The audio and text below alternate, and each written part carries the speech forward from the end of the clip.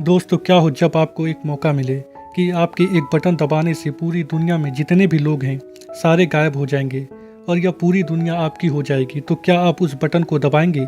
यह एक science fiction comedy web series है जिसका नाम the last man on earth है।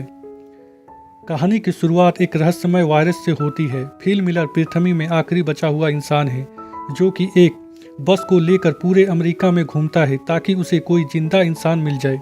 वह हर एक स्टेट के हर एक शहर में जाता है और एक मैप में क्रॉस का चिन्ह लगाता है। पूरा मैप क्रॉस के चिन्ह से भर जाता है। वह हर एक जगह से कीमती सामान और पेंटिंग को चुरा लेता है और जब उसे कोई इंसान नहीं मिलता तो वह अपने शहर टैक्सन लौटने का फैसला करता है और आखिरी प्रयास के रूप में वह हर बोर्ड में अलाइव इन टैक्सन लिखता है ताकि कोई इंसान उसके संदेश को पढ़कर उसे ढूंढता हुआ टैक्सन आ सके।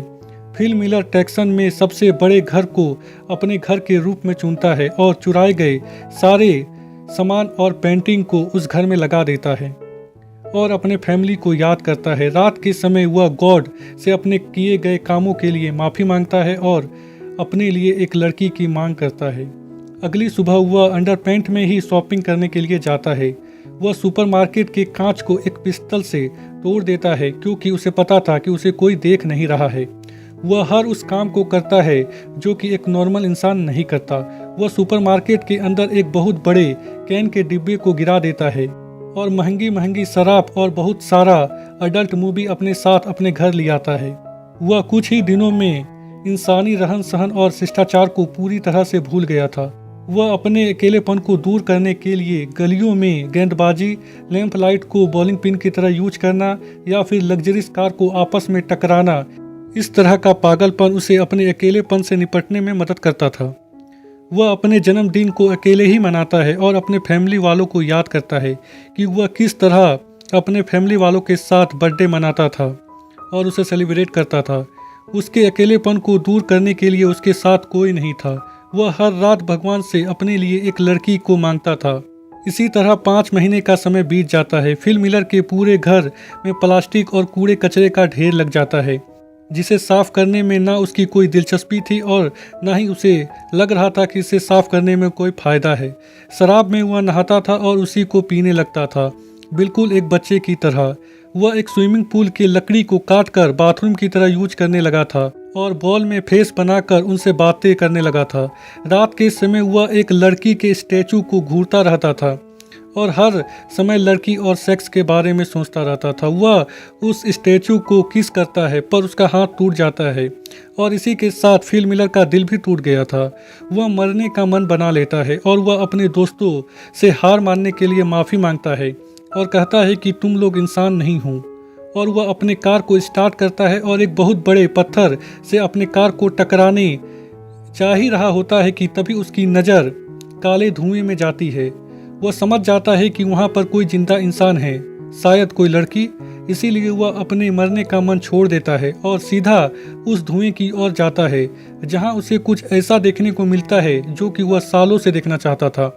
एक लड़की का बरा जिसे किसी ने सूखने के लिए डाला था। फिल मिलर उस बरा को सूंघने लगता है और बेहोश हो जाता है कि वह एक सुंदर लड़की के गोद में है जो कि उसे किस कर रही है। तभी उसे वास्तव में होश आता है और वह देखता है कि एक लड़की उसे किस कर रही है। वह सुंदर तो नहीं पर उम्र में उससे बड़ी होती है जो कि फिल मिलर को CPR दे रही थी क्योंकि उसे लग रहा था कि फिल मिलर मर रहा है। वह तुरंत उस लड़की से दूर हट जाता है और उससे कहता है कि वह सुंदर लड़की कहाँ गई। कैरोल उसे अपने अंडरपैंट को देखने को कहती है जो कि गीला होता है। फिल मिलर उसे कहता है कि मैंने अपने अंडरपैंट को गीला नहीं किया और वह कैरोल की तरफ बढ़ता है। यह देखकर कैरोल बंदूक निकाल लेती है और फिल मिलर मान लेता है कि हाँ उसने अपने पैंट को गीला किया था। कैरोल उसे बताती है कि अलाइव इन टैक्सन देखकर वह यहाँ पर आई है। ऐसे तो फिल मिलर हर रोज भगवान से लड़की मांगता था पर आज लड़की उसके सामने थी पर वह उतना उत्साहित नहीं होता। कैरोल फिल मिलर के साथ उसके घर देखने जाती है। रास्ते में फिल ट्रैफिक नियमों को नहीं मानता। कैरोल उसे कहती है कि हमें ट्रैफिक नियम को मानना चाहिए और ट्रैफिक में रुकना चाहिए पर फिल कहता है कि क्या फ़र्क पड़ता है, यहाँ पर तो कोई है ही नहीं। पर वह कैरोल को अच्छा फील कराने के लिए वह ट्रैफिक में रुकता है। पहले वह राइट देखता है, फिर वह लेफ्ट और फिर आगे बढ़ता है। कैरोल फिल के घर देखकर चौंक जाती है क्योंकि उसके पास दो पूल थे। उसमें से एक को उसने शौचालय बना रखा था और दूसरे को कूड़ा फेंकने का जगह। कैरोल उस पर पेंटिंग चुराने का भी इल्जाम लगाती है और जब कैरोल उससे मैगजीन के बारे में पूछती है तो फिल सीधा सीधी कहता है कि यह सारी मैगजीन अडल्ट है जिसे वह खाली समय में देखा करता है। फिल कैरोल को वहीं छोड़ देता है जहां से वह कैरोल को उठाकर अपने घर लाया था। अगले दिन जब फिल उठता है तो वह देखता है कि कैरोल उसके घर की सफाई कर रही है। फिल बोलता है कि किसी के घर को साफ करने से पहले उससे पूछना चाहिए। कैरोल कूड़े को वहीं फेंकने लगती है। फिल उसे रोकता है। ये लोग सुपरमार्केट जाते हैं जहां कैरोल उसे बोलती है कि हैंडीक्राफ्ट के पार्किंग स्थल में गाड़ी पार्क मत करो, पर फिल बोलता है कि क्या फ़र्क पड़ता है कि हम कहीं भी गाड़ी पार्क करें, इस पूरी दुनिया में हम दोनों ही बचे हैं या पूरी दुनिया खाली है और मैं कहीं भी गाड़ी पार्क करूं, क्या फ़र्क पड़ता है। पर कैरोल नहीं मानती, उसे सही जगह में गाड़ी पार्क करने को कहती है। फिल को गुस्सा आ जाता है और वह सुपरमार्केट के अंदर गाड़ी को पार्क कर देता है। रात के समय फिल अपने बॉयफ्रेंड के पास जाता है और कैरोल की शिकायत करता है। अगले दिन जब कैरोल उसके पास के घर में रहने आती है तो फिल उसे रोकने की कोशिश करता है और जब कैरोल नहीं रुकती तो फिल अपने पैंट को खोल देता है ताकि कैरोल उसे असभ्य इंसान समझकर वहां से चली जाए।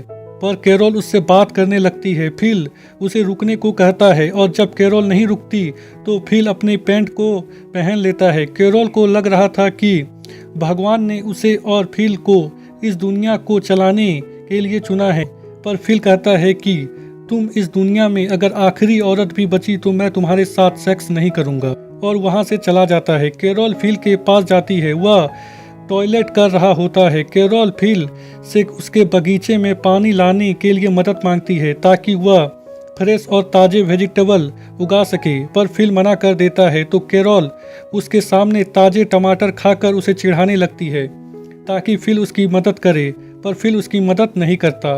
रात में फिल उसके बगीचे में जाकर सारे टमाटर को खा लेता है और जब अगले दिन कैरोल उसके घर जाती है तो वह देखती है कि फिल के पूरे कपड़े में टमाटर लगा हुआ है, पर फिल साफ साफ मना कर देता है कि उसने टमाटर नहीं खाई। फिल देखता है कि पानी लाने की कोशिश करने में कैरोल के पैर में चोट लग गई है।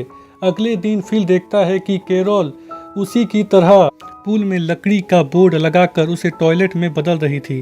कैरोल फिल से कहती है कि तुम सही थे, हमें भगवान ने इस दुनिया को चलाने के लिए नहीं चुना है। जब हम पानी को अपने घर तक नहीं ला सकते तो हम इस दुनिया को क्या चलाएंगे। यह बात फिल के दिल में लगती है और वह शहर के टैंकी से कैरोल के घर तक पानी लाने का व्यवस्था कर देता है। कैरोल यह देखकर बहुत ही खुश होती है और उसे रात के डिनर के लिए इनवाइट करती है, जहां ये लोग ताज़े सब्जी से बने डिनर का लुत्फ उठाते हैं। कैरोल फिल से कहती है कि तुमने मुझे अपना पैंट उतार कर दिखाया, शायद भगवान चाहता है कि हम इस दुनिया को आगे बढ़ाएं। फिल भी कैरोल के साथ सेक्स करने को तैयार हो जाता है, पर कैरोल शादी से पहले सेक्स नहीं करना चाहती थी। फिल कहता है कि क्या फ़र्क पड़ता है, यहाँ तो कोई देखने के लिए भी नहीं है। कैरोल शादी से पहले सेक्स करने को तैयार नहीं होती। वह बोलती है कि बिना शादी के वह बच्चे पैदा नहीं करेगी। फिल उसकी बात मान लेता है और उसे प्रपोज करता है शादी करने के लिए। कैरोल भी मान जाती है। फिल अपने घर चला आता है और यह एपिसोड यहीं पर ख़त्म हो जाती है।